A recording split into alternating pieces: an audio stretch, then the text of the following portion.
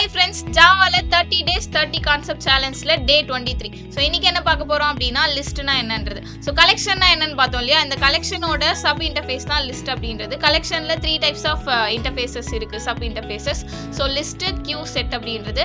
So அதுல listனா என்னன்றது தான் பார்க்க போறோம். So இப்போ array வந்து பார்த்திருக்கோம். object ஸ்டோர் பண்ணலாம் or primitive values ஸ்டோர் பண்ணலாம் அப்படின்றது. பட் arrayல நீங்க multiple values ஸ்டோர் பண்ணாலும் அதுல modification பண்றது அப்படின்றது ரொம்ப டஃப். So இந்த மாதிரியான modificationsலாம் பண்ணோம், add பண்ணோம், ரிமூவ் பண்ணோம், இல்ல அடிக்கடி கெட் பண்ணி பார்க்க போறீங்க, இந்த மாதிரியான வேலையெல்லாம் பார்க்க போறோம் அப்படின்னா அப்போ அந்த ஆப்ஜெக்ட்ஸ் எல்லாத்தையும் நீங்க வந்து லிஸ்ட்ல ஸ்டோர் பண்றது ரொம்ப பெஸ்ட். இப்போ ஃபார் எக்ஸாம்பிள் நம்ம வந்து நிறைய ஷாப்பிங் அப்ளிகேஷன்ஸ்லாம் வந்து பார்க்குறோம். ஸோ அதில் ப்ராடக்ட்ஸ் வந்து புதுசாக வர நிறைய ஆட் பண்ணுவாங்க.